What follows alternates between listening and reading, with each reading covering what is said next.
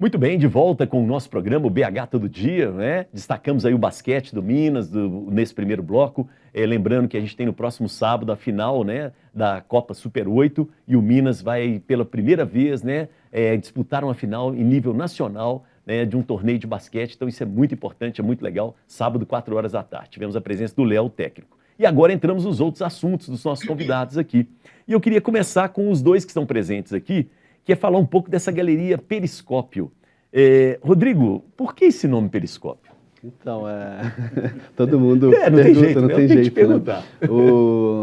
Em 2015, quando eu trabalho com arte desde 96, né? Eu sou já 26 anos como produtor e agente da arte visual, né, brasileira, trabalhando com arte brasileira contemporânea. Você é um curador também? Não, eu não me coloco nesse lugar, que eu acho que a palavra curador, apesar de estar sendo muito utilizada para várias outras coisas, a curadoria para mim é um lugar de muita pesquisa. Na arte então, é um lugar bem tradicional, antigo. Eu poderia me colocar nesse lugar, apesar de que eu tenha essa experiência, esse olhar. Mas, para mim, o curador ele é um agente do mercado de arte, que ele é um pesquisador, quase que faz um papel de um crítico de arte também.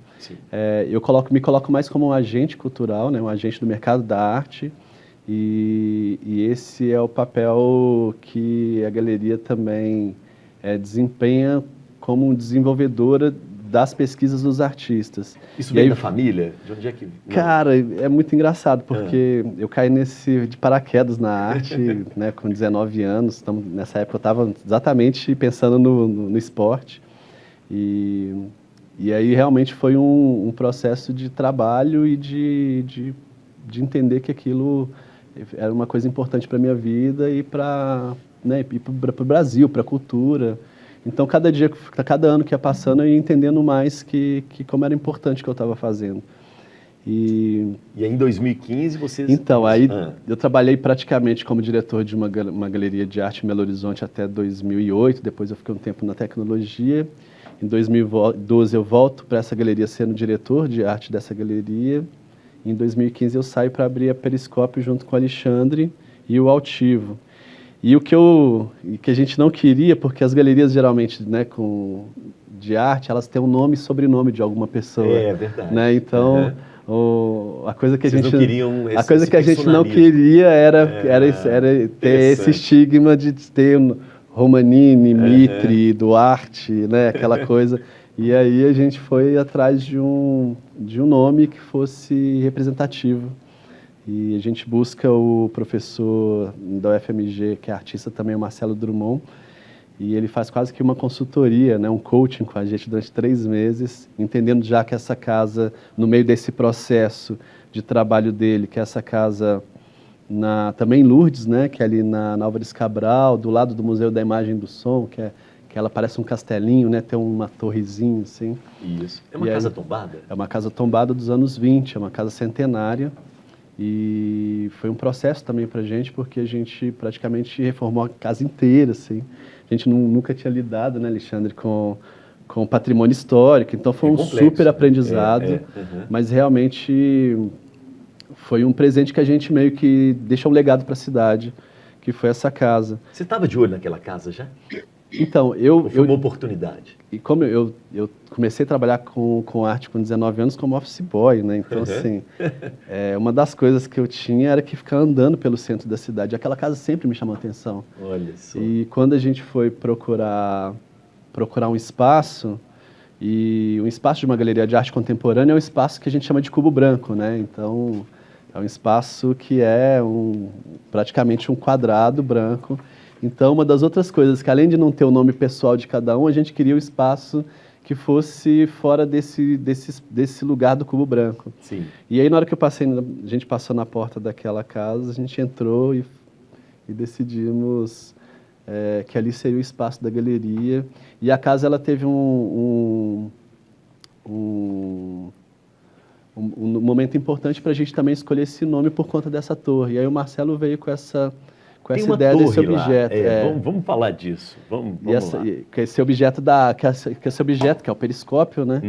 Que é esse instrumento, né, que te eleva o seu olhar, né, para alcançar mais longe. Assim, mais longe, né? Isso mesmo. Então, acho que para a arte contemporânea é super pertinente, porque a galeria, eu acho que ela tem essa veia, né, de trabalhar com assuntos urgentes, de propor, né, um artista fazer uma proposta de uma interferência, né, na rua, na frente da galeria, como a gente fez com uma placa, que era o Esqueça o Futuro, do Rafa RG.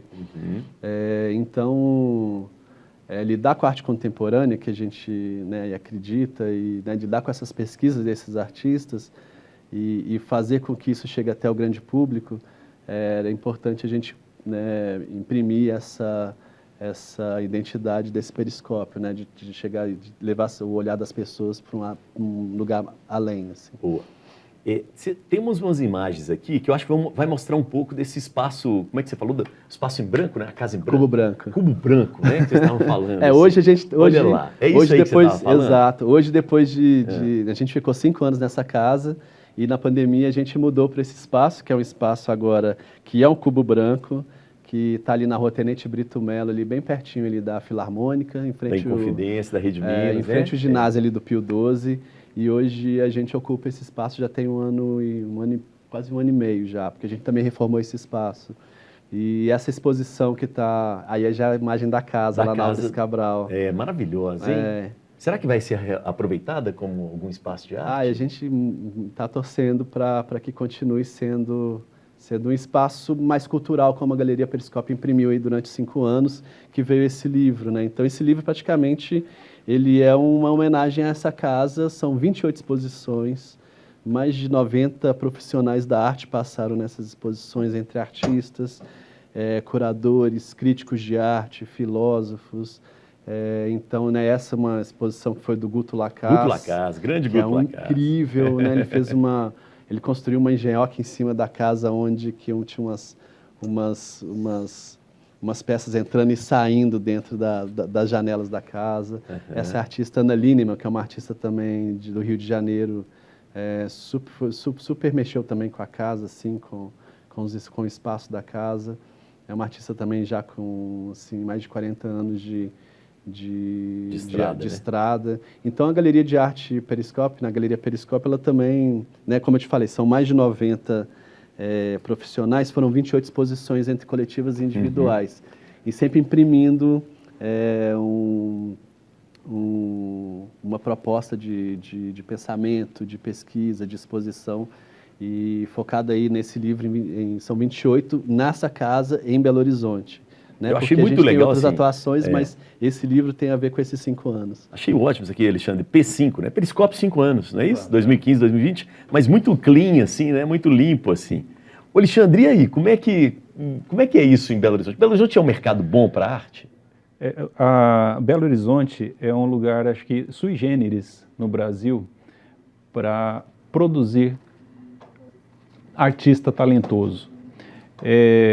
Assim, eu acho que não tenho essa conta, mas se a gente fizesse uma proporção da quantidade de bons artistas que depois atingem um renome significativo e tudo, per capita, eu não sei se vai ter outro lugar igual Minas Gerais, igual Belo Horizonte, né?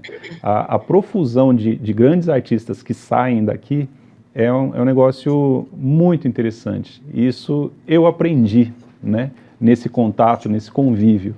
E são artistas de enorme sensibilidade, capazes de propor temas significativos, provocações, reflexões. Espera um pouquinho, porque a gente tem uma questão de Belo Horizonte, capital de Minas, mais tradicional, né? De artistas tradicionais e tal. Mas existe uma turma em Belo Horizonte que faz arte provocativa. Existe. E isso te surpreendeu, assim? Como é que foi? Eu não digo que me surpreendeu. Você esperava, porque, né? Uma cidade grande. Assim, na verdade, eu passei a fazer parte desse universo da arte contemporânea com a fundação da Periscópio, 5 anos atrás, 6 anos atrás, né? Então, na verdade, eu entrei nesse negócio tabula rasa, sem preconceitos. Né? Legal. Tá. E eu apenas constatei isso, né? Quando a gente vê lá em São Paulo, que dentro do Brasil, comercialmente falando, nada se compara a São Paulo, isso tem que ser dito, isso todo mundo sabe. Mas como artistas de Belo Horizonte vão para São Paulo e fazem sucesso, na verdade, como eles vão para qualquer lugar do mundo e fazem sucesso, e são ouvidos, são vistos, são levados a sério, né? Isso é uma coisa muito bacana.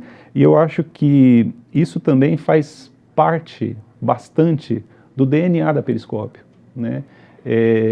Durante esses anos de estrada, a gente, felizmente, teve a capacidade de expor alguns artistas, né, que a gente nunca sabe como que as coisas vão se desdobrar no futuro, mas que talvez se eles não tivessem tido essa oportunidade naquele momento, talvez a trajetória fosse outra. Né? Isso é importante, né? Sim, tem que ter espaços para isso. Né? Até fazendo um paralelo aqui com o que o Léo falou no bloco anterior, quase como um clube revelador, né? Se eu puder usar essa metáfora, né?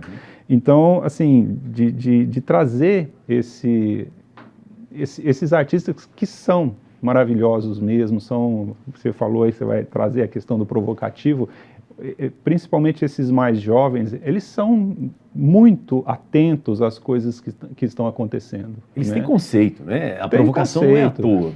São jovens, muito jovens, mas que eles têm uma formação sólida em artes visuais, muitos com mestrado em universidades significativas e até doutorado. Então, eles sabem o que eles estão falando e fazendo. Eles sabem o que eles querem provocar, né? Exato.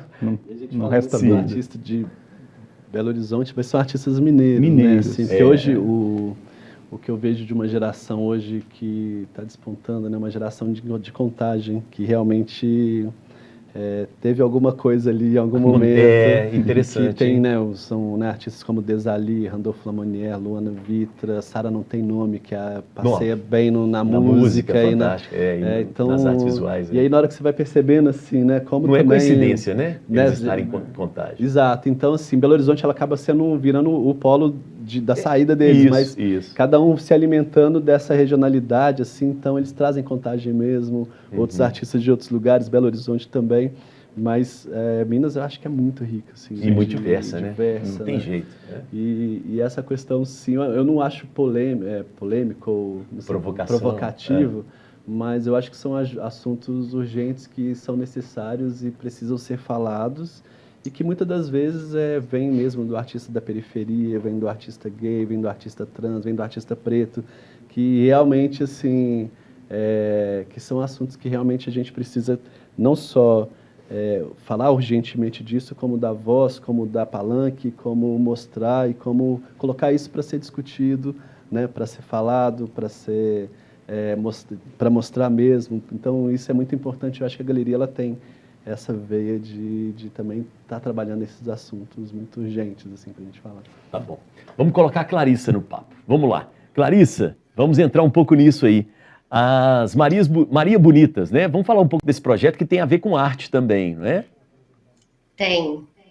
E a coisa mais engraçada, né? Como que eu falo que às vezes é deucidência ou providência, porque o Rodrigo e o Alexandre estão falando aí a respeito de arte, e agora o nosso projeto de final de ano de Natal, eu fiquei conhecendo umas meninas ótimas, que elas são da AIC, que é a Agência Interativa de Iniciativas Cidadãs. Iniciativa eu faço Cidadã, parte desculpa. Também. Olha que coincidência. Você faz parte?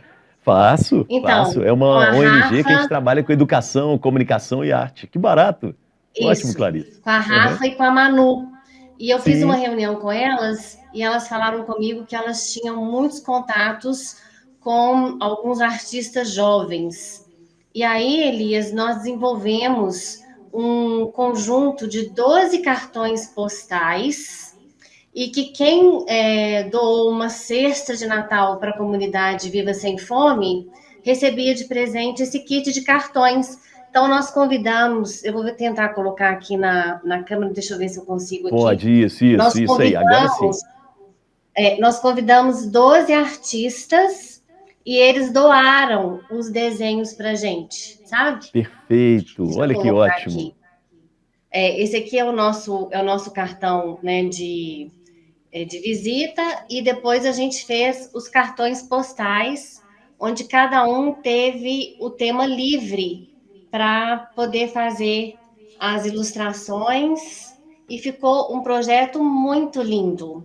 E são Muito bonito. cartões atemporais, sabe? Que você pode escrever para alguém ou dar de presente, né? Assim, junto de Olha que ótimo recordação, isso, um hein? cartão que eles fizeram. Aí a gente uniu a arte com a solidariedade, porque eu também adoro arte contemporânea.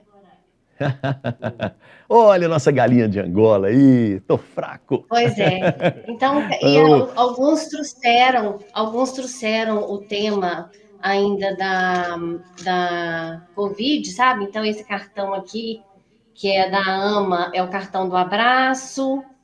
E aí a gente foi tema livre, e nós conseguimos aí as 1.000 cestas que foram distribuídas no Natal. Então, parabéns, hein? esse é um dos exemplos das ações solidárias que as Marias Bonitas fazem, porque a gente sempre tenta inovar nessas ações para chamar a atenção da importância da filantropia. Agora, Clarissa, o que você definiria como filantropia? O que essa palavra que às vezes é um pouco desgastada, utilizada, mal utilizada, o que é filantropia para vocês aí do projeto? Olha, filantropia para a gente é ter um olhar para o outro e é ter o coração para acolher quem está precisando de acolhimento.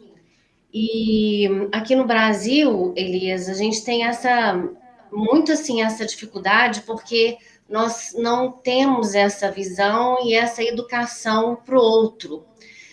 O Brasil ele está num ranking que não é muito bom, que ele está entre os 10 países com maior desigualdade de renda.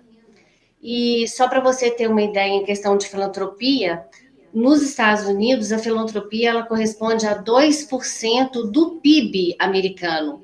E aqui no Brasil, a filantropia ainda corresponde a 0,2% do PIB brasileiro.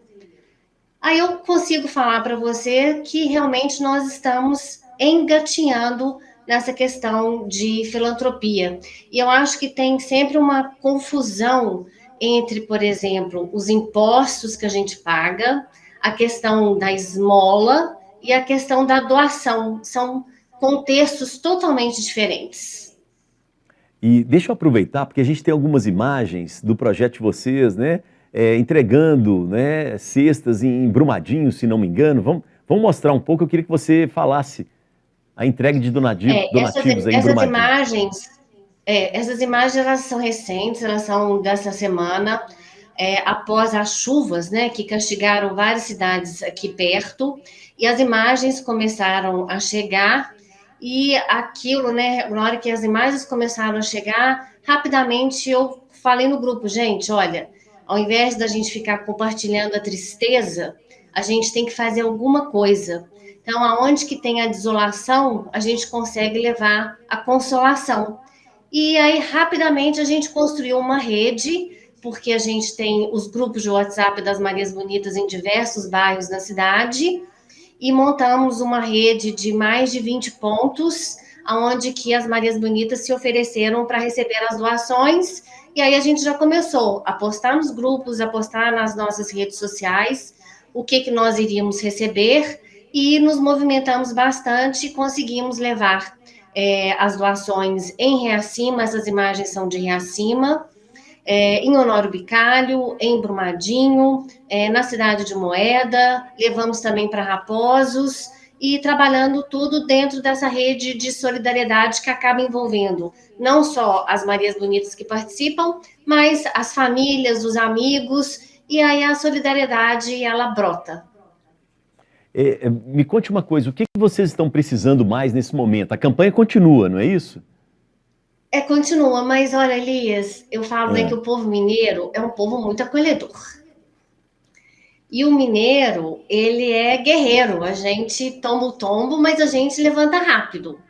E eu te falo que não só como as Marias Bonitas, mas muita gente se engajou E a gente agora está tentando levar as doações para Sabará e Itabirito. E agora a gente está no momento seguinte, a questão, por exemplo, de roupas sempre é o que a gente recebe mais. E o estoque de roupas que nós já recebemos e já doamos já foi mais do que suficiente. E o que acontece? Agora nós estamos naquela etapa que é o divisor de águas. As pessoas que ainda ficaram com casas com condição de retorno, essas pessoas aproveitaram esses dias sem chuvas e eles usaram esse material de limpeza que nós enviamos, não só as Marias Bonitas, como outras pessoas, para poder tentar recuperar essas casas. Agora, nós temos as pessoas que perderam tudo, que realmente a casa não tem como retornar, porque ela foi ou levada pela chuva, ou realmente ela teve a estrutura abalada que ela não consegue retornar. E aí, cada cidade, cada prefeito, ele está estudando uma forma de como que ele vai acolher essas pessoas. Em cidades menores, muitas pessoas estão acampadas nas casas de familiares e amigos. E aí, assim, não adianta a gente doar móvel, colchão, eletrodoméstico, porque ela não tem a casa para retornar, sabe? E a gente já conseguiu, assim, já doamos colchões, alguns colchões que a gente recebeu, o BH Outlet foi o ponto de recebimento de colchões, e a gente recebeu muita coisa, a gente recebeu muita água mineral, muitos alimentos não perecíveis, muita roupa, muito material de higiene, muito material de limpeza, e a gente conseguiu espalhar isso, contratando caminhões para poder levar, ou nós trabalhamos diretamente com voluntários que estavam se deslocando para essas cidades para poder levar para a gente. Tá bom, ok. Vamos aguardar um pouco mais, né? As pessoas se estabilizarem para saber o que vai pegar a partir de agora, né? Mas achei interessante a questão dos colchões, né? Isso. Colchão é um negócio que vai precisar muito. Agora a gente entra numa outra fase, sabe? Tá. Uma outra fase. Porque muita gente, por exemplo, comprou cesta básica e distribuiu a cesta para onde que as pessoas não têm nem onde cozinhar. Isso, é terrível isso, né? Mas realmente a gente perde um esforço feito, né? Então, vamos com calma e trabalhar com mais inteligência e sensibilidade. Isso. Tá bom. Planejamento. Muito bom, planejamento. Deixa eu aproveitar e colocar os nossos convidados aqui no papo. A arte pode ajudar nesse momento, gente, porque a gente vive um momento aqui, um janeiro, primeiro, de muita tristeza, agora o sol abriu, mas e aí, a arte ajuda? A arte está nessa? Vai sempre estar, né? Assim, eu vou falar um pouco com relação à Periscópio. Ano passado, na pandemia, isso, a gente também estava numa situação difícil de lidar com a pandemia, espaço fechado, funcionário, e aí várias galerias se reuniram para fazer quase que uma ação de sobrevivência, e no final a gente conseguiu, junto com outros parceiros, ajudar um projeto social que está muito ligado à arte, que é o Lado da Favelinha. Ah, sim. Lá da Serra. Olha, que bacana que vocês fizeram. E aí, como eram galerias de vários lugares do Brasil, então em São Paulo foi um projeto que fazia uma marmita para pessoas em situação de rua trans. Então, muitas das vezes os artistas e os projetos estão ligados com os artistas visuais também, né? Como um cartão. A gente acabou de ver, né? Um exemplo. Então, e a gente está Até sempre você achou aberto. muito bonito, né? Te chamou a atenção. Então, eu quero Quer ver isso de perto, né? Eu quero o galerista quero saber quais são os artistas. Um kit de cartão já está prometido para cada um. Tá bom. Muito obrigado, obrigado. Mas a gente quer ajudar também. Isso. E a galeria está sempre aberta também para projetos sociais. Assim. Legal. E aí, Alexandre, como é que social e arte... Então, o que eu vejo é que, assim, existe uma outra forma, sabe, da arte ajudar, que talvez de um jeito um pouco mais sutil, que é o seguinte, quando acontecem essas catástrofes, essas tragédias que são mais ou menos anunciadas, né? É sempre a mesma história. Quem mais sofre é quem é mais vulnerável, né? para mim, isso significa, de uma forma muito clara, que existe uma deficiência de um olhar público para esse tipo de coisa. A arte, ela pode colaborar também, e colabora, naquela questão de apontar o olhar, de expor de um outro jeito, com uma outra sensibilidade, chamar a atenção para essas coisas, talvez de modo que o poder público e um número cada vez maior de pessoas liguem suas antenas para esse tipo de coisa, sabe? Então, a arte como um veículo para apontar para estas coisas de um jeito talvez um pouco mais indireto, mas apontando, fazendo crítica, mostrando que existem pessoas em situações complicadas, né? Mostrando que existem minorias que não são minorias, elas são menos favorecidas, né? Mas em termos de número, o número é maioria, enorme, né? São maioria, exato. Então, eu acho que esse é um outro lugar muito importante que a arte ocupa, né? Interessante isso. Como crítica social mesmo. E vocês se preocupam na Periscópio com isso? Então, claro, a gente se preocupa como, eu pessoalmente me preocupo como um cidadão. Isso. Mas a gente toma muito cuidado em deixar a pauta totalmente aberta para o que o artista quiser trazer. Jamais a gente vai ter uma imposição, né? Mas se aparecer essa pauta, né, ela está em aberto. Existe, né? Exato. Fala sempre. Exatamente. Pautas urgentes, eu gostei desse nome. Pois é, eu também estou muito com essa... Não dá para esperar muito, né? Pois é, mas é isso, né? Tem 500 anos que a gente está esperando, né? Então é isso, né? Acho que a gente tem que se indignar mais, entender... Mais gente precisa olhar para isso, né? Legal. E o público, ele também está sensível a isso? O que você percebe, o que vocês percebem assim, com relação ao público da galeria de vocês? Então, o público que frequenta os espaços de arte, de um modo geral, né, eu vejo como sendo um público que tem uma sensibilidade um pouco maior, né? Então, na grande maioria, eu entendo que são sim pessoas preocupadas com esse tipo de coisa e que ajudam quando podem, quando sabem, claro que todo mundo tem recurso limitado, mas de um modo geral, eu acho que a gente lida com um público que é mais aberto, mais interessado, talvez, nesse tipo de coisa.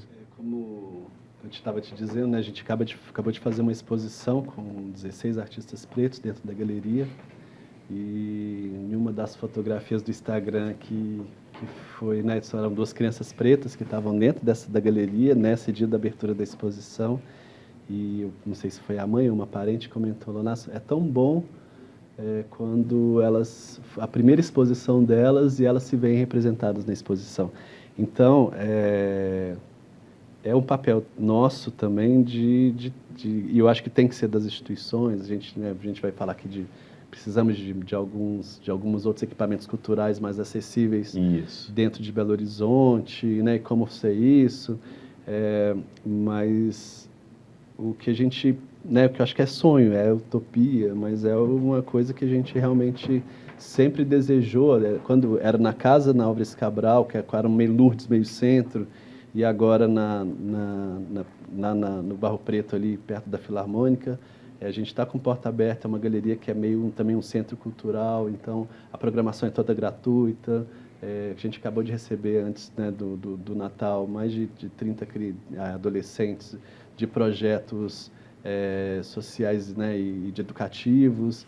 Então, é uma galeria de arte comercial que não tem nenhum dinheiro de governo dentro bancando o projeto em si. Isso. O livro teve, depois eu queria até falar um pouquinho mais sobre isso, mas é um espaço também de cultura, é um espaço que respira liberdade, é um espaço gratuito, assim. Então, parabéns, isso para a gente é muito importante. Parabéns, muito legal. Isso mostra que é possível, né? Sim. Vamos fazer o seguinte, nós vamos para o intervalo agora. Vamos para o último bloco, né? Daqui a pouco, no último bloco, a gente volta a destacar um pouco mais dos nossos projetos que estão aqui. E você que está ligado conosco, fique atento, porque a gente vai falar um pouco desses equipamentos aqui que a gente acabou de tocar aqui com o Rodrigo, né? Será que faltam equipamentos culturais, né? Como galerias, por exemplo, acessíveis em Belo Horizonte? O que você pensa disso? Participe aí no nosso YouTube e fale sobre esse assunto também, tá bom? Intervalo, a gente volta em instantes. Valeu demais.